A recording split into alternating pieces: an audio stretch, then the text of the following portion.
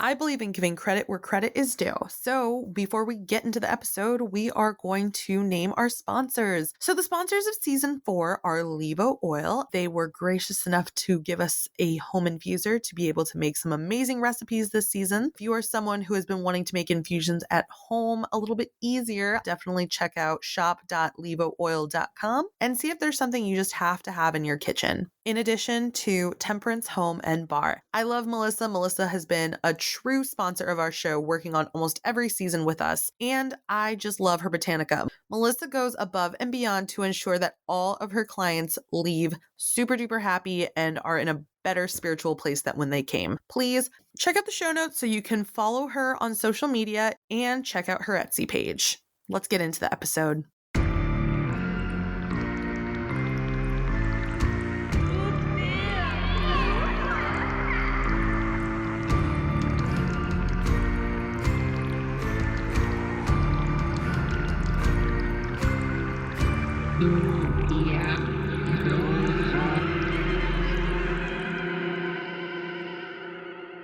So nice. We had to do it twice. Hey everyone, you're listening to Tu Tia Bruja, and I love Berto. Like, I just hope you know how much I enjoy your friendship and just your existence on the planet. I had to bring him back.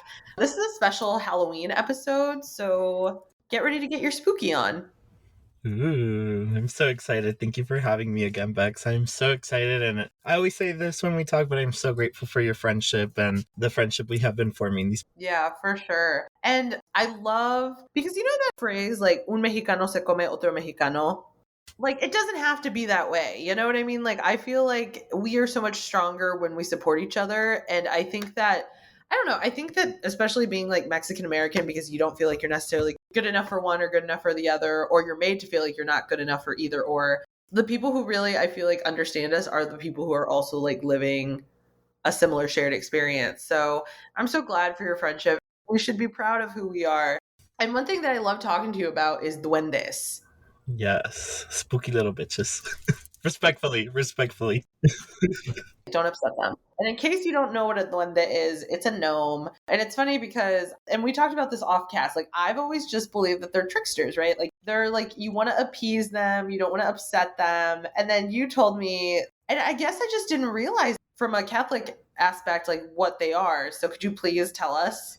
Yeah, so my mom and my grandma are very, very Catholic. And I grew up like with my lore and like the folk. A lot of like the things that I learned were through a Catholic lens. So my mom would always say, and my grandma says it to this day, that los duendes, the gnomes, are actually babies and stillborns that died prior to being baptized. So that's why they're running around rampage, causing all this trouble and being like very problematic and asking for candy and asking for sweets because their souls are unrested. And it is believed that the only way that you can cast off the duendes is if you go to the tomb of the child and you baptize them, and that's when you will feel the peace in your home. Can you believe? That's so wild. I understand that that's something that people would use as like lure or whatever. My mom used to tell me that if I didn't go to bed before midnight, el diablo iba a salir de abajo de mi cama y arrastrarme abajo. You know what I mean? Like, there's stories for everything. And so sometimes I'm like, you know, the more that I believe spirituality and like witchcraft and brujeria and all these different like things, the more I'm like, maybe there's more truth in that than what we think. Yeah, no, I agree. I grew up terrified of going to bed with the lights off because I was like, el chango va a salir and it's gonna pull my pies. Jesus, I can't talk today. My feet from under the bed. Or if I leave my closet door open, I was gonna leave a portal for spirits to come through. Or another big one was that if I left my chair that I had in my room without things on it, that I would wake up and see somebody sitting there. Was a big thing I heard a lot through like my childhood. Was like, ponle algo a esa silla, pon los monos high, like don't leave the chair exposed, because what if something comes and sits there? It's crazy to see how tied into the spookiness we are as a Mexican culture. But then you'll tell your parents like, oh, let's go to a haunted house, let's watch a horror movie, and they'll be like, absolutely not, you're crazy, what do you mean, that's terrifying. But literally everything that comes to them parenting us revolve with scaring the shit out of us a lot of the times. That's so true. And it's funny because I've been like specifically on the topic of duendes since like, you know, a couple months back ago I was in Mexico And I was watching some sort of noticiero, and there was a whole segment on La Casa de los Duendes, which is in Hermosillo, Sonora. It was started by Gambino Medina. He's now passed, but it's essentially like a museum and it lives on. And like the lore behind like why he started this space for duendes is because he was a non-believer and got a money duende, and then soon after that, like everything in his life just took off. Would you have a duende? You know what? And I gotta give a shout out to City Alchemist because they put out a book called Blood of Brujeria, and they give you a little part on there on creating a foundation relationship with a duende. So when I read that, my first instinct was like, of course. And I only say this because one of the stories that I'll share later that's spooky has to do with the house we lived at that had duende spirits in it. I remember as a child seeing them, and I've always been like, you know what? If I can show up for the spirit and appease the spirit and have a foundation relationship, I might. But I also am like very scared that the trickster energy is gonna come and they're gonna like F me up hardcore. So there's still like that little like fear I gotta get over. But I've always considered it. I've been like, well, you know what? Like if a duende ever comes into my life and is like, I want a relationship, I'll be like, okay, like what? Let's set boundaries here before anything because I don't want to get screwed over at the end. What about yourself? I think I would, especially with the idea that they are essentially like children or spirits that are unrest that weren't baptized. With that, like you just have to provide them candy and money. And you just cannot be dishonest. You still might get some of that trickster energy, which I mean, I lose shit all the time, so I would just blame it on myself anyway.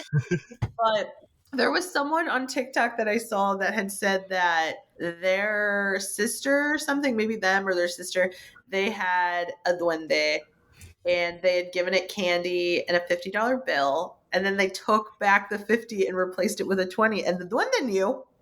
The duende knew, and the duende was upset. And then took, oh my gosh, I can't remember what it said they took, but they took something that was super duper important. And people have even said that like duendes can take people, Yeah, I've heard that before. which the idea of that's really terrifying. It's like you piss off your duende and they take your grandma for like a month. Like Oh no, I can't imagine my abuelita being abducted by a gnome. She would be like, this is your fault. I'm blaming it all on you. I feel like they could be petty like that, yeah. And you know, before candy, that it was always like semillas de girasol, like sunflower seeds, mm, and milk and honey were some of the offerings that people would give them too, because it would sweeten them up, and then they would have like the milk, you know, and everything.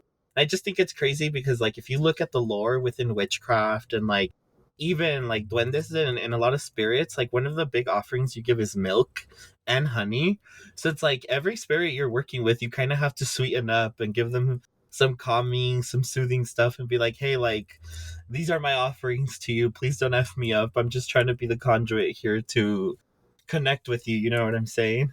it's interesting because I feel like a big part of my practice was like coming to terms with my ability to sense spirit and my ability to, we were talking about this again precast, is the fact that ghosts, you either experience them or you don't. There is no in between. Like I feel like that's just how it is. There's a line in the sand, and then there's the people maybe who like believe but haven't personally experienced it, and then the people who are just like, no way, like there's no way you could even convince me of this, or have to like rationalize it to the point of insanity. You know what I mean?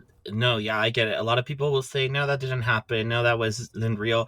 And this is a big thing that, like, I always tell people. It's like, maybe because it's not real in your world doesn't mean it doesn't exist. Because it's like the same thing where some people will be like, witchcraft isn't real. And I'm like, well, in your world, it might not be real.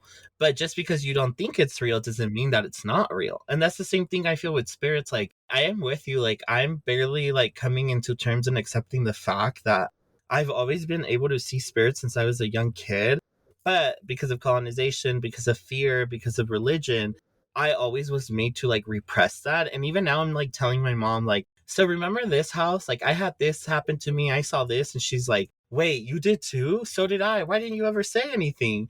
And I was like, because when I tried, you said I was crazy and that those things didn't exist. And she's like, well, and it's a big thing where like I tell people like you don't have to believe in them, but just know that they're there, like they are. And even if you don't want to believe, like, and a lot of people will be like, I used to not believe until I had an experience.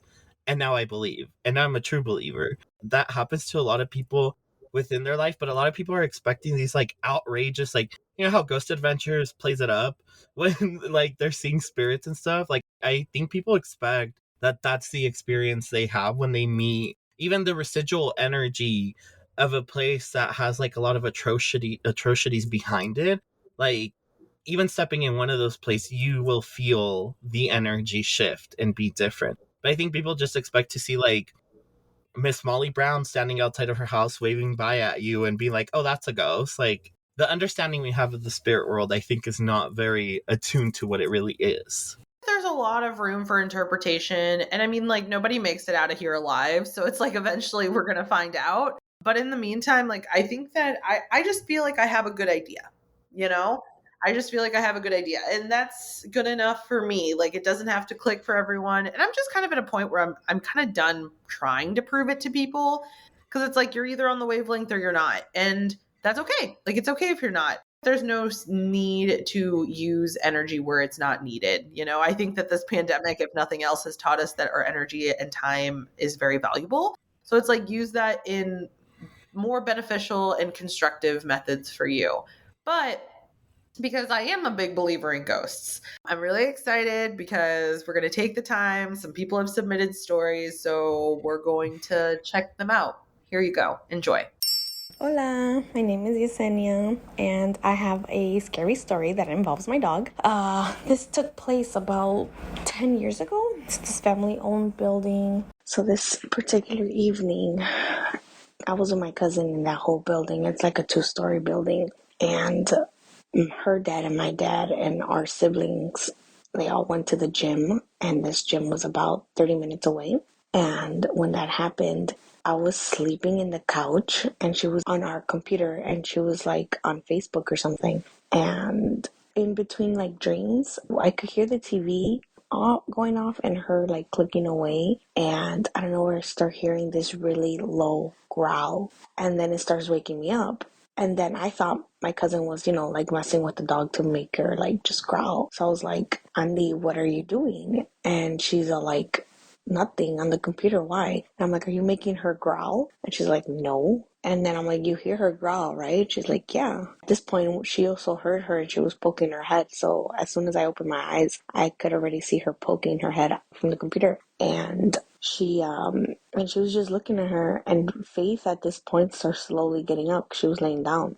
And Faith is my 14-year-old bit mix. She's a really good girl. I love her. But anyways, so as she slowly starts getting up from the side of the couch, she's in her sitting position and she's staring off into the door. And she's still growling. And I'm like, well, maybe she can hear my dad and my uncle coming home, because we have like parking in the back of the building and it's like a garage. So sometimes she can hear when people would come home, and if she couldn't like recognize the car or something, she'll growl. That still seemed kind of odd to me because she usually didn't do that. So I call my dad, and as I'm calling my dad, she keeps getting more aggressive with her growl, and she's staring off into the corner of where the door entrance and one of our wall that divides the living room and the dining room start, and she's just staring off there. And I'm asking my cousin, I'm like, what is she looking at? And I'm like, she's looking at you? And she's like, no. When I said that, my dog got up so quick, and like she's just standing between me and whatever she does not like on that wall. And at this point, her hair in the back of her like body just stand up, and she continues to growl so bad. Like, if you're a dog person, you get to like memorize and be familiar with the types of growls and barks and whines your dogs do. So at this point, I'm like, okay, she's completely on defensive mode. If I've never heard her this way. And at this point, estaba bien asustada, and I'm like, oh my god. And then I'm like freaking out because I kind of already know what's going on. I was like, fuck, she knows something's there, At this point, my cousin got scared and she literally jumped, because Faith at one point did like a growl bark warning thing, and my cousin at this point got scared. She jumped and ran to me next to the couch, and we're both sitting there, and Faith is like in defensive mode. Like I said, she slowly starts going towards the wall a little bit, scaring whatever is there off. And I'm telling you, it was so scary. Like, I've never heard her growl this way. And at this point, I'm like, Faith, calm down. And when she was like staring at the wall, she was like, her ears were back. She was baring her teeth, and she never does that. And she was baring her teeth, growling, hair standing up. And when she was doing that, I was like, Faith. And she turns around and gives me her sweet eyes, right? Telling me, like, it's okay, Mama, I got this. And then as I'm telling her, like, calm down, it's okay, there's no one there, she like snaps her head back and stares at the door again, like something caught her attention again. So I don't know, whatever was there was like moving around because it caught her attention. And then she does it again, like she continues growling. And I'm like, Mama, it's fine, like, calm down. And she would turn around and give me like reassuring eyes and then just snap back. Like, she was so concentrated on that. The whole time I'm talking to her, trying to talk to her, I'm calling my dad on the phone, and he kind of didn't answer the first time, so I had called him again, and this time he did. I'm like, hey, Dad. And then he's like, hey, mija, what happened? And I'm like, ya llegaste? And he's like, no, we're barely just leaving the gym. Why? And I'm like, oh, so you're not downstairs? He's all like, no. And that's when, like, I don't know, it felt weird because I was like, at this point, I'm like, oh, fuck. Okay, so literally just still me and my cousin in the whole building. And then she's like, why? I'm like, I don't know, because Faith keeps growling. And then he's all like, do you guys hear anything outside? I'm like, no. That's why I kind of thought it was probably you. Faith continued to growl. Like, at this point, she, like, got really angry at whatever was there. She kind of charged at it. But I'm telling you, it's weird seeing a dog charge at something that's not there. And he's like, what's going on? And I'm like, you hear her? He's like, yeah. I'm like, Dad, I don't know what's going on with her. Like, she does not like what's going on there, and she's freaking me out. And he's like, okay, mija, ya voy. I swear, I think my dad drove like quick as hell because it took him 20 minutes to get to us. But the whole time that he was on his way, she was there, like, guarding me and my cousin. But like I said, she was in the scary mode that I've never seen her in. Like, I'm telling you, for the first 10 minutes, she was on defensive mode, just charging at whatever was there. And like, she slowly starts coming back to us, and she sits right in front of me, postures herself between me and my cousin and whatever she was not liking for a whole last 20 minutes until my dad came home. Because as soon as we heard them coming up the stairs, she like completely relaxed and she was back to her normal self. Now that I think about it, I should have like probably recorded her reaction. But I mean, I didn't have, this was like 10 years ago. I didn't have like a phone that was like high quality or anything. I think I still had like, for some reason, I still had like a first Samsung. Yeah, that was like really scary for me. And my dad asked me when he came home, like, so ¿qué pasó? ¿Qué pasó? And I'm like, I don't know, papi. It was like scary. Whatever she was staring, she did not like. And my dad's like, yeah, I'm sure it was probably like something that she saw that she definitely didn't like. We always had this thing where we always said that the building we lived in, we called it La Central Park because it was the street we lived in was on Central Park. So he's like, yeah, pues ya sabes que la Central Park te espantan. And mind you, I was younger. I think I was like 18, 19. So I still wasn't into like, I haven't come to terms with the fact that the place I was living in was kind of scary, which that place, everyone, like our family growing up there, has always had some type of interaction with something. And my mom told me that when I was younger, like really young, like I was 2, I want to say 2 or 3, I would tell her, like, Mommy, there's a little kid right here. I'm playing with him. And my mom would be like, there's no one here. Stop, you know? And I remember when I was 7, I did see a spirit of a little boy, but nothing else. And then I never had something else happen until, again, with my dog. After that incident with my dog, she's never really been that aggressive towards whatever she doesn't like. I mean, she would sometimes growl or in the middle of the night towards my closet, but I've always just been like sleeping, and when she would act up like that, I'll scream into my room like, I'm like, oh my God, leave me alone right now. I don't want to deal with this. I want to go to sleep. Like, I would respond to it like that. And then my dog would stop. I don't know. I don't know if it was like an angry spirit or what. I don't know. I don't know whether I was reacting to the way my dog was trying to defend me, but I was scared and I felt like whatever she was seeing, she did not like it. So she was like keeping it away from me. And she's always been overprotective dog with me. So, I mean, I trust her. I trust that whatever she saw, she definitely defended me from it. Honestly, to this day, I'm just like grateful for her because she's never left my side. She's always been my loyal companion ever since, and she's going on 14 years now, like I said, and she's gonna be 15 next year. I'm definitely not ready for that. I've been mentally preparing myself. So yeah, that's my scary story. And it was much scarier than what it sounded. You should have been there. It was a situation where you should have been there.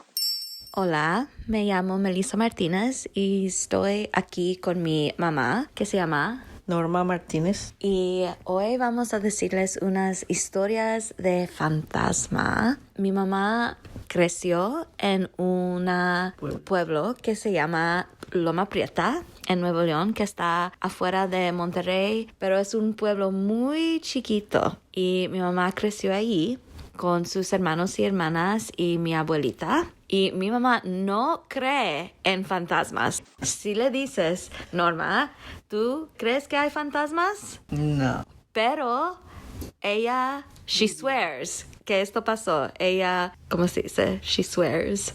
Jura que esto pasó. Así es que vamos a oír unas historias de Loma Prieta. Pues esto empezó con mi mamá y mi papá cuando estaban jóvenes y estaban un día afuera de la casa, estaban tratando de pescar a una cabrita blanca. Y estaban entre los dos tratando de acorralarla para poder pescarla. Y cuando ya estaban llegando a pescarla, de repente la cabrita se desapareció.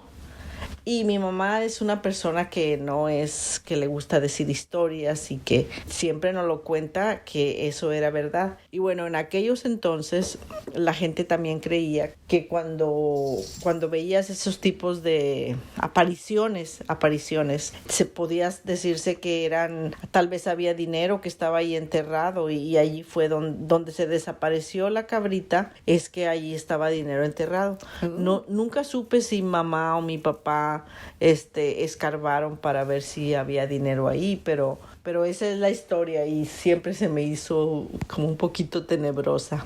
Bueno, esa es una. Luego la siguiente sería otra tía de nosotros que vivía enseguida donde vivía mi mamá. Afuera de su casa tenían un árbol de naranjo. Muy bonito, ¿verdad? Y ese árbol a veces en la noche se iluminaba como si se estuviera quemando una lumbre. De eso yo sí me acuerdo cuando estaba más chiquilla. Y se iluminaba y eso era lo que pasaba y ya en el día ya no salía nada. Y yo siempre le dije a mi tía, ¿por qué no escarban debajo de ese árbol? De seguro que ahí está la cazuela con dinero. Pero no, la verdad nunca escarbaron, pero bueno. Así es que cuando lo veas de lejos, se veía como que estaba a como fuego. Que estaba en fuego, sí. Y luego cuando acercas, ya no estaba. Estaba bien. Estaba bien. Y en el otro día también checábamos a ver si estaba quemado o algo. No, estaba bien, solo era... Yo no sé, a veces dicen que el dinero, no sé, con la luz de la luna o las estrellas o qué sé yo, que de la luna es muy, very powerful, ¿verdad? Poderosa. No, pero bueno, el dinero puede, los metales pueden, brillar, no sé cómo se diga, pero yo estaba chiquilla, no entendí bien la explicación, pero eso era lo que decían mis tíos. Y bueno, esa era la historia de eso. Ahora quiero que digas mi favorita historia, que cuando la dices, ay, me da... miedo, escalofrío, es so scary. Bueno, esta historia es también cuando nosotros estábamos chicos. Mi mamá en su casa tenían una casa que era de una parte de una cuadra a otra, o sea, el frente de la casa era en el frente de la cuadra y luego el terreno era todo, llegaba hasta la cuadra de atrás y entonces era todo un terreno grande. Entonces el pueblo, como era pequeño, a veces uno de los niños se iban a dormir con mis tíos y los otros niños se quedaban ahí con mamá o lo que sea, ¿verdad? ¿Y cuántos hermanos? Éramos siete en total, 4 hermanos y 3 hermanas. No, 4 hermanas y 3 hermanos míos, ya no me acuerdo.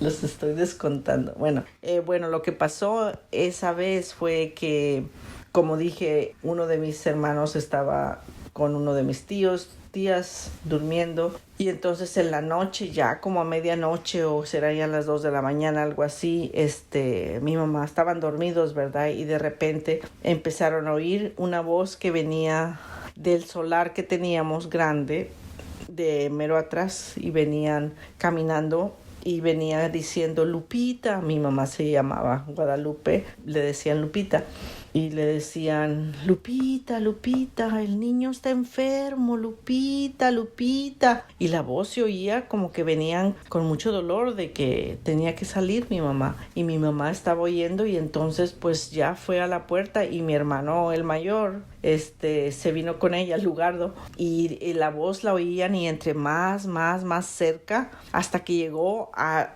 donde estaban las puertas, y eran 2 puertas grandes para abrir, y mamá abrió las 2 puertas, y Lugardo con mamá al lado, y donde abrieron las puertas, nada se escuchaba, ni siquiera un ruido por si alguien quería jugarles una broma y corrieron o se escondieron, nada, escueto completamente, la oscuridad de la noche, y pues en esos entonces no había electricidad, entonces mamá estaba con una vela y nada se veía. Y antes que abrió la puerta, ahí la oían la voz, allí afuera. Allí afuera de la puerta, cuando abrió la puerta mamá, porque pues venía con la persona diciendo Lupita, ven, el niño está enfermo, Lupita, Lupita, y donde abrió la puerta mamá y no había nada, y le dice a mi hermano Lugardo, ¿oíste eso? Dice, sí, mamá.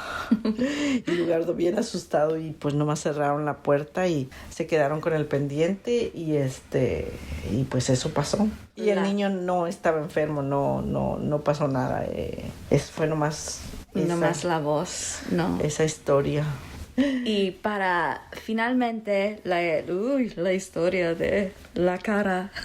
Oh, bueno, 2, pero bueno, la de la cara es que nosotros en la casa no era muy grande, eran nomás creo que 3 cuartos, y pues éramos 7 hermanas y hermanos, y mamá nomás tenía yo creo que 2 o 3 camas, no me acuerdo, pero solo las niñas dormíamos en una cama y los muchachos en otra, pero la cama de nosotros estaba dando al techo, donde había un agujero que es el desván que le dicen en México. Aquí en Estados Unidos le llamarán el attic, yo creo. Y ese agujero estaba abierto, y a veces mamá, yo creo, ponía cosas allá arriba, porque una vez subimos y nos encontramos unas cazuelas y metates y cosas de esas, como que lo usaban para guardar cosas, pero yo estaba dormida, y siempre me daba miedo ese agujero que estaba abierto. Pues una noche vi una cara que se asomó, y ay, Dios mío, me dio un miedo que solo me tapé la cabeza y ya no quise ni destaparme ni saber qué sería.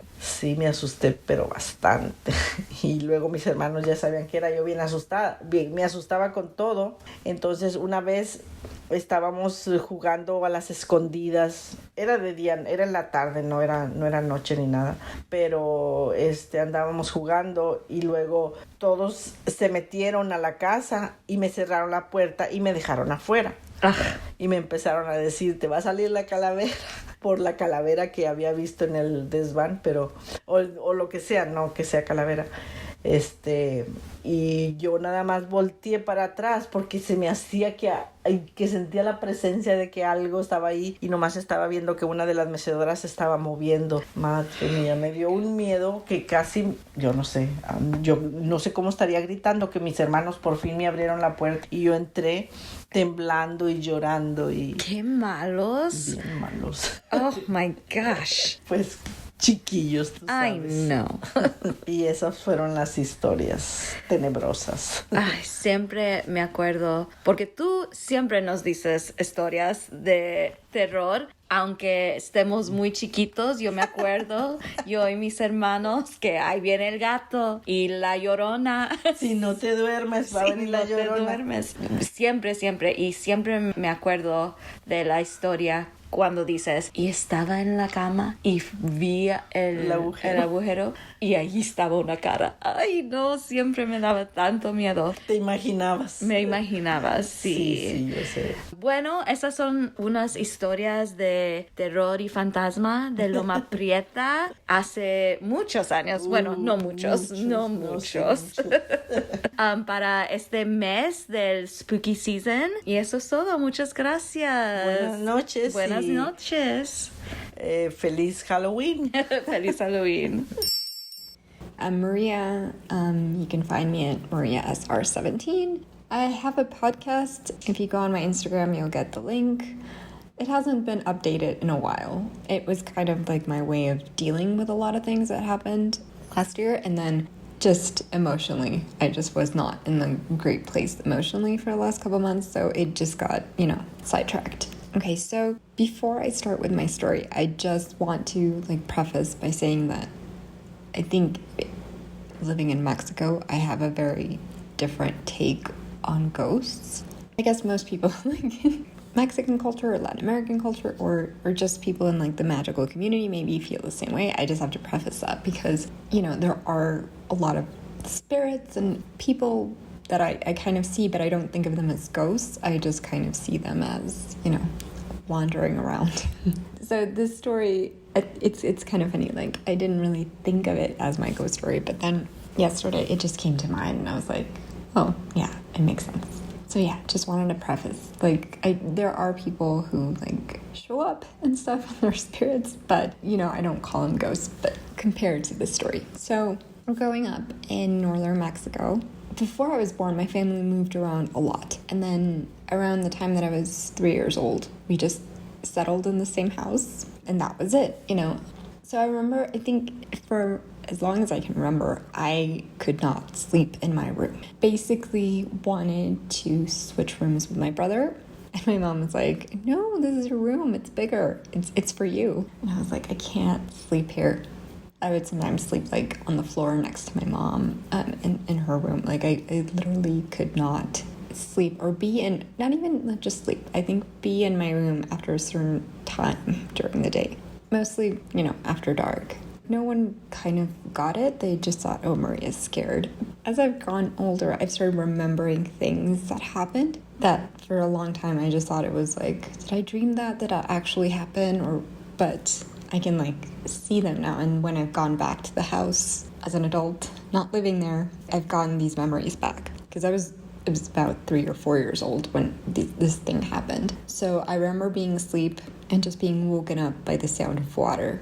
And before anyone says, Sonora, where I'm from, northern Mexico, which is on the border with Arizona, gets little to no precipitation a year. So you'll only have 1 or 2 days of rain the entire time. So waking up to the sound of rain is not usual. So I wake up because there's water running. I don't know what I was dreaming, but I thought I was dreaming. I wake up and there is water. And so the place where my bed was next to the bathroom. The door was open and, the water was running in the sink hand wash. And the sink, the faucet was on. And I don't know, I found it was really weird.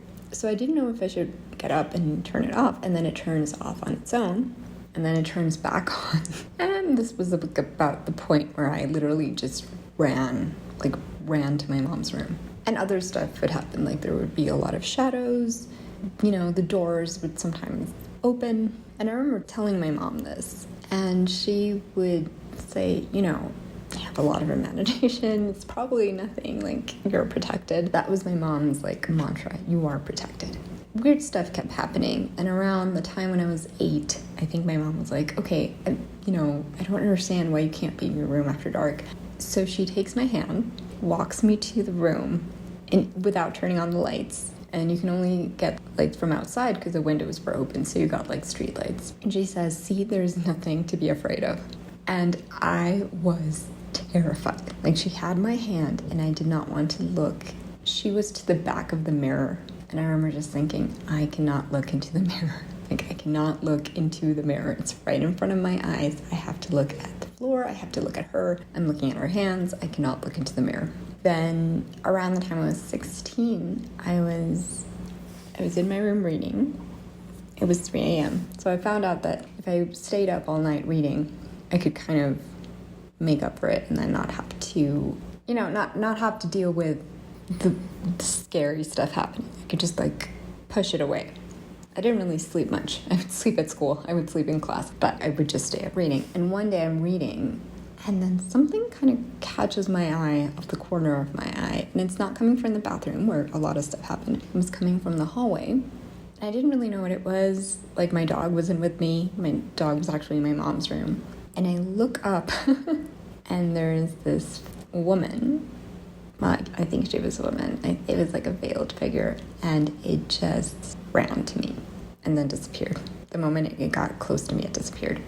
Again, I ran to my mom's room, and she was like, "What just happened?" And I was like, "I don't know." Funnily enough, that was the last time I actually ever saw or felt anything. I don't know what happened, but it was really weird because that was the last time I was afraid, and that was the last time I felt anything in that room. So yeah, I'm not sure where it was. I'm not sure what happened, but yeah, that's my story. I love it. I just love sharing ghost stories. And then, Berto, you had one that you had mentioned earlier having to do with duendes. So please, would you mind sharing that one? Yes, I have a lot of ghost stories that I've have experienced, but this one specifically, I was 4 years old, and this house is still up. It used to belong to one of my uncles who did pass. So we moved into this house, and the adults have talked about it and said that there was a spirit of a woman in that house and that there was duendes. My mom, that comes from Michoacan, she's a very firm believer in everything supernatural, everything paranormal. My abuelita Emilia, I believe, came to live with us during this time, right? And my mom told her and everything and was like, just so you know, this is kind of the energy, this is kind of what's happening. And actually, that house plays a very important part of my understanding of spirits. But essentially, so getting to the story, we had a basement downstairs, and to get to this basement there was 2 flights of stairs. So it was one curve, and then you would stop in the middle, and then there was another one. So it was pretty down under the house, and it was where I would always go play. One day I'm downstairs playing with my little gun, shooting at this random thing that I don't even remember what it is, but this memory plays in my head where I had my pistol pointed at something, and something snatched it out of my hand and pulled it, and I was like, what the fuck? And I was so scared I couldn't move. I was just so shook. I stood in place and was like and out from the corner of the house I see 3 12-inch figures that look like these really I couldn't really see their face, but I could see the shape. When I saw them, I was like, what is that? And I was so freaking scared. I was like, what is that? And they were running through the shadows of the house with my pistol, because I could see the pistol being carried around. And it was just running around the dark shadows. And finally, I feel like they went through the wall, and the pistol, the gun just fell. And it fell where they had left. And I was staring at it, and I was like, I don't know what happened. So I ran upstairs, and on my way upstairs, on the second flight of the stairs, there's a lady just standing by the door, right at the door that I have to go through to go to my grandma's. And she looked at me and she said, "Did you see my kids?" And I just remember standing there and being like, what? What kids? So I ran up and I was like, "Abuelita, abuelita, I just saw 3 little things. They took my gun. They were laughing. I'm so scared." And then I saw a lady, and my grandma goes, "Calmate, take a breather, relax. You didn't see any of that. That's not real. That's your imagination coming to play." And afterwards, she's like, "What happened?" So I tell her the story. And the first thing my abuelita just said, "Son los duendes." And she was like, I just remember being like, "What?" And she's like, "Go to your room, go to your room, don't worry about it, go to your room." I went to my room, and I just remember being scared. Trigger warning to everybody, there's a very second part to this that kind of gets a little twisted. But I'm sitting in my room as a 4-year-old child, and I have a bunny. And this bunny's name was Princess. It was my absolute favorite thing in this world. Somewhere in the moment of me coming into the room, picking up the bunny, and sitting there, I black out.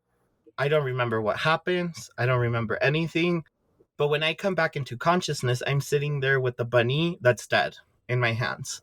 So what happened was essentially like I think that I choked the bunny or like I like killed the bunny in my hands.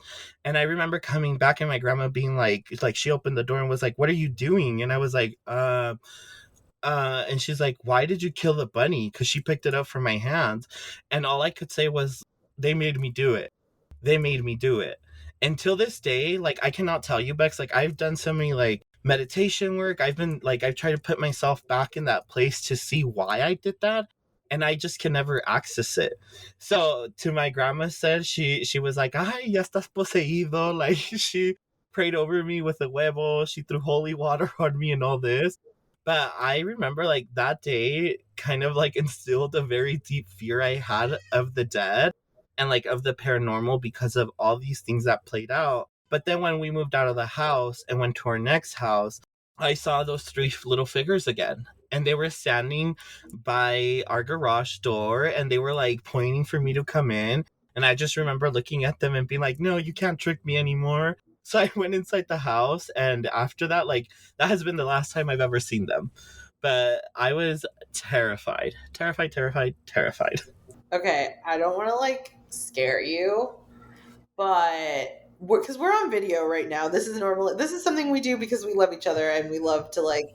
But the whole time that you were talking about the three little things, every time the camera fuzzed up a little bit. Like you could still, like, I could still hear the audio and stuff, but like, and I was like, oh, that's unusual. That's unusual that that's happening as he said that. Ooh, that's a spooky one, friend. That is a spooky one. Yeah. So I promise everyone I'm not a murderer. I went to therapy. I told my therapist about this. She's like, I don't know what to tell you. I'm like, yeah, but I choked a bunny out because of the duendes is what I tell people. That's why when they're like, "Oh, I really want to," I'm like, "Oh, just be wary because who knows what they really are up to at the end of it all." That's the thing too, is because they are tricksters. So when you make the willing decision to work with them, you have to be aware that you can get some really sketchy stuff happen. Best case scenario, they just move your stuff around. Worst case scenario, it's just an entity saying it's a duende, and it's actually something a lot more sinister. Mm-hmm. Yeah, demons. And I think, I don't know, it's funny because I've been thinking about this a lot, about how a lot of newer witches put themselves at harm because they will agree to work with any spirit thinking that it's the one that they've reached out to or a deity that they've reached out to. And it's really just like malevolent energy. It's malevolent energy. I don't know. I just worry a lot for a lot of people because I'm just like, you're going to do something incredibly mistaken. Yeah, make sure that you're taking the correct precautions to like create a solid relationship where you're not being tricked into something that you shouldn't. And if you're going to be working with blood magic and stuff like that, like please do your research. Please go to the elders of those workings and talk to them and see if it's the right thing for you, because maybe blood magic isn't for you. And maybe you're just one of those people that can't do that, like that just is not into that. And that's totally fine, you know? But if you are going to participate in it, like, please make sure that you're following the safety precautions and everything. Because, like, yeah, and one big thing I like to say is fuck around, find out. Like, that's a big thing that I've noticed within my practice is, like, I'm very much that fuck around, find out kind of person, which is like, I'm going to try this spell. I'm going to see how it goes. If it backfires on me, I deserve it. I'm testing the waters out to see. And I think that's like a big thing about witchcraft too, is like, be very, very conscious of what you're contacting and what you're creating relationships with. But fuck around, find out and see what is for you and what isn't for you in those realms as well. But yeah, gnomes are wild.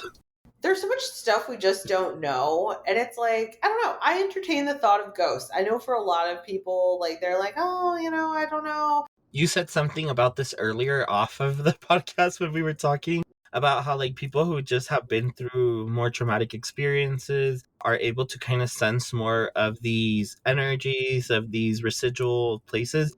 And I truly believe that where there was murder, which all of America really, like, if you really tune into the energy of these lands, 100% you're going to be met with blood. You're going to be met with screams. Like, at least like in my spiritual language and the way I feel is I'll get a lot of images flashing in my mind.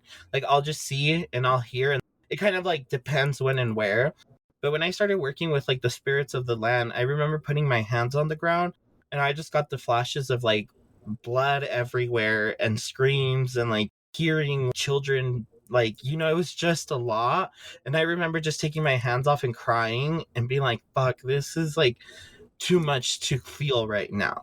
And I think not a lot of people understand that, like, when there has been horrible, horrible events happening in places, if one doesn't take care of it spiritually by cleansing, by, like doing offerings, by inviting in the good spirits to help pass on the negative spirits, to give light to the spirits that are holding on, because not everything is a negative spirit. A lot of them are just very like, I just died.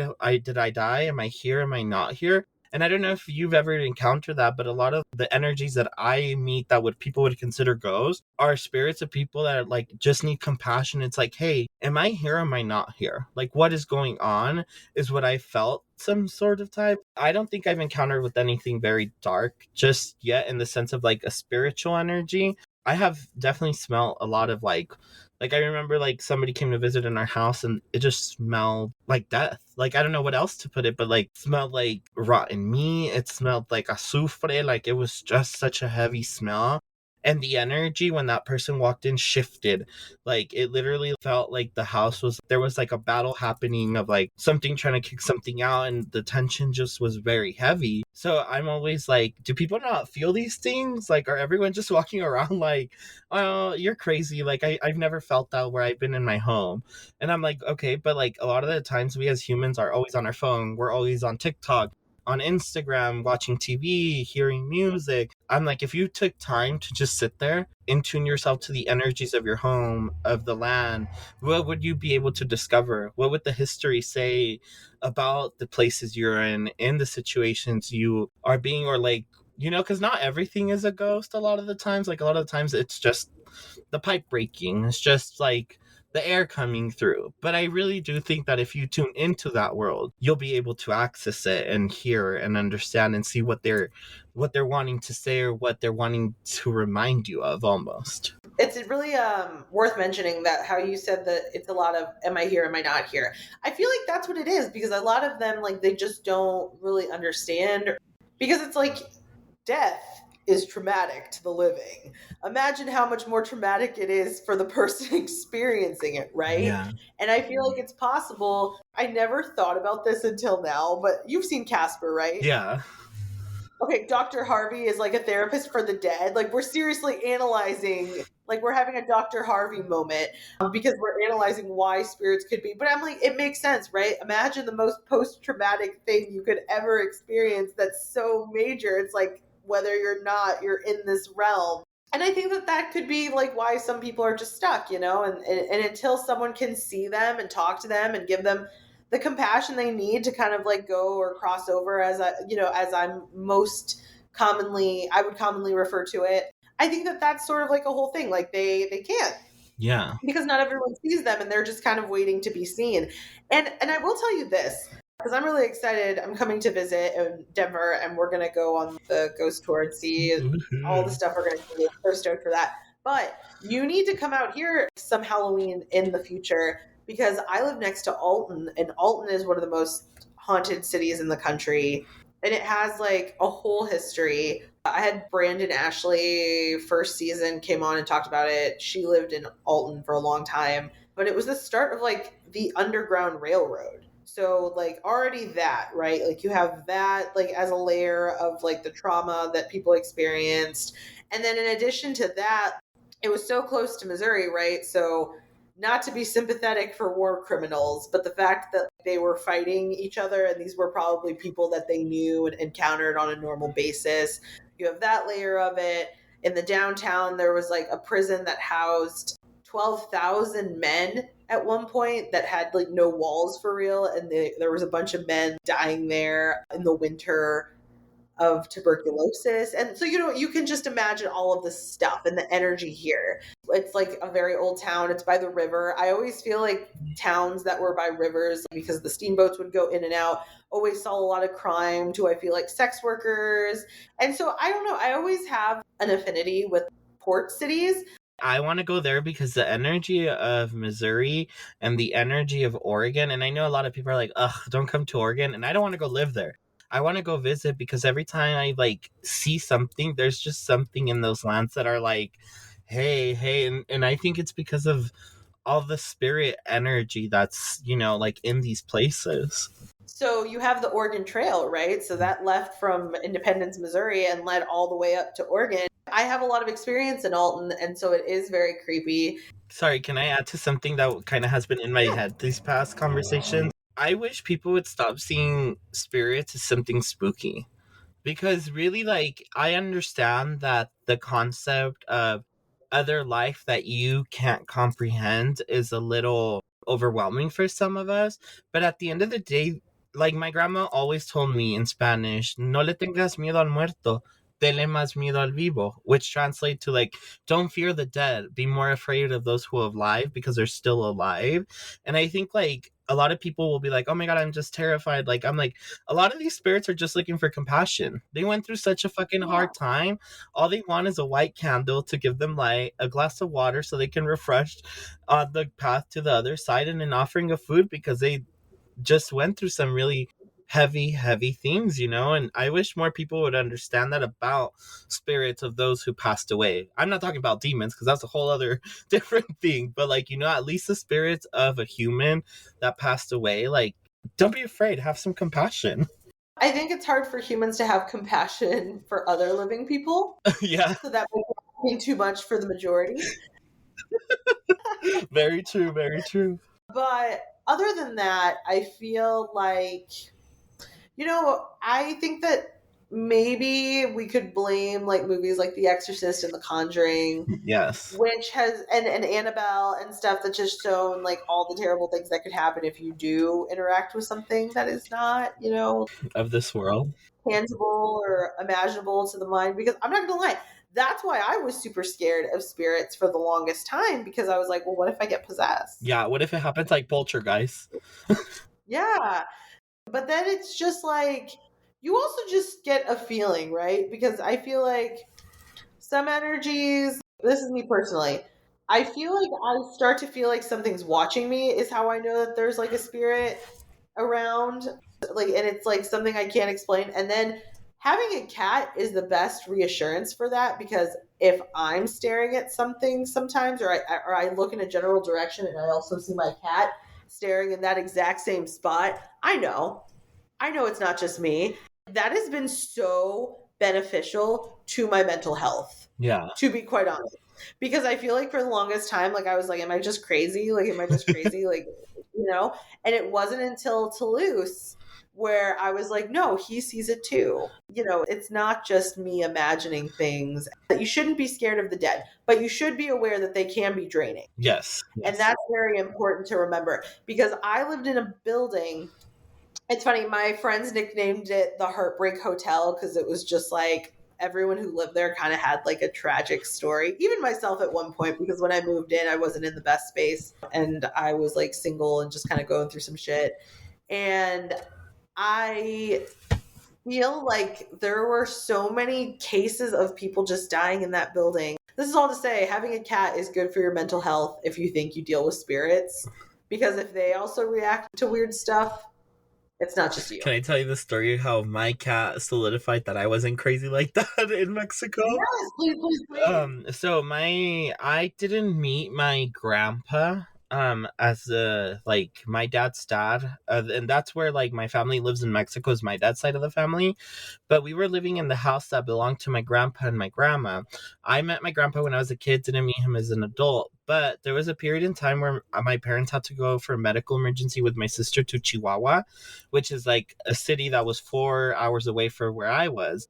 So I was 16 at the time, by myself, staying in this house. And it's Mexico, like everything over there is very alive. And I remember that the first night I was alone, I would hear like plates moving in the kitchen as if like somebody was washing dishes. And I was like, nah, this is not happening. I'm just making this up in my head. I'm scared. I'm alone. Like, obviously, I'm going to be terrified. My parents aren't here. But the next day I was taking a shower and I was hearing like there was someone cooking. And I was like, God damn it. Like, what if there's someone in here? Like, I'm scared. Like, I'm alone. I can get trampled right now. Like, what is going on? And my cat kept like meowing at the door, like if he wanted to go somewhere, because he went into the shower room with me and was like following me the whole time. Like, he was also scared. But I remember walking from the bathroom to the door and he just stood there and was meowing and meowing and meowing. And I was like, well, what are you looking at? And I turned around and I still didn't have any clothes on. I just had my towel. And there I see the like shadow of a person. And I instantly was like, that's my grandpa.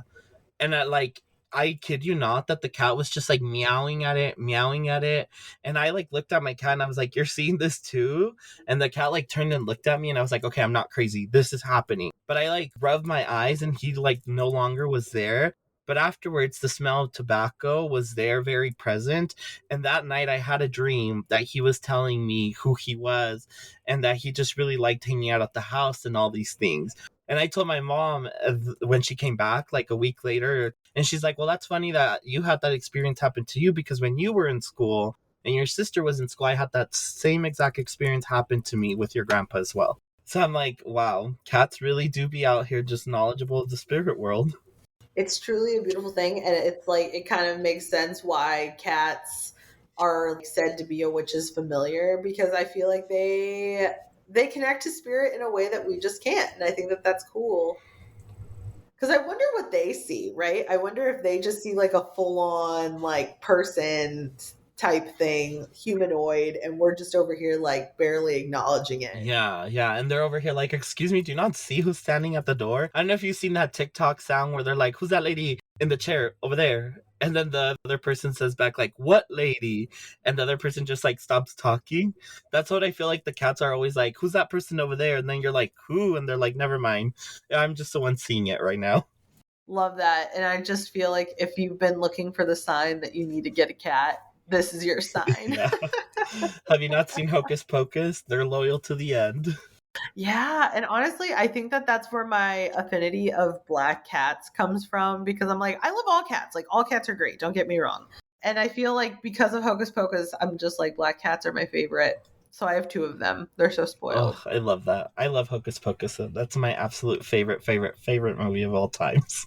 Have you already seen it this Halloween season? Yeah, last Halloween season, I watched it every day for 31 days, and I'm not ashamed to say that.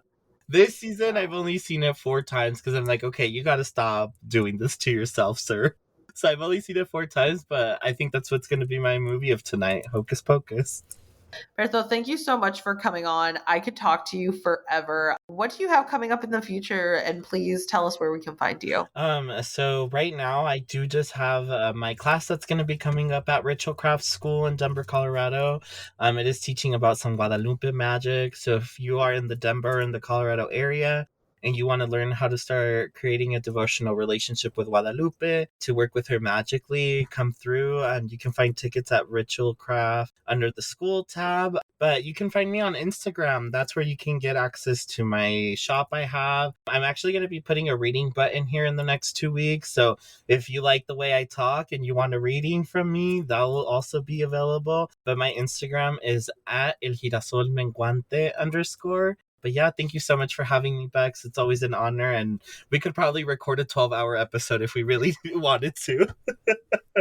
Shit, maybe that's a fundraiser we could do, is just like record for like a really long time on some streaming service or something like Clubhouse. It's just like, for every hour we're on here, throw money at this cause. You know what? I think that actually would be a good thing for the future, because I'll also update before we totally get out of here. Because you had donated jewelry to the fundraiser, because there was a separate fundraiser going on, a different rally. And we just did this as a way to help community, because we didn't know Ibis, but she was a Santa Muerta devotee and very close to someone that we both love and respect. And we just wanted to help. So we were able to raise during the live episode like $210, which in like an hour is not terrible. And I was like, for a first time we're doing this, that was a really good start. And I hope that people are still donating to Ibis's GoFundMe if we raised some money for that, and I'm really excited that went down, and maybe there's other ways that we could raise funding for other people and organizations in the future, you know? Yeah, definitely. I agree with you. It's all about showing up for our community and being part of the community and helping our communities out.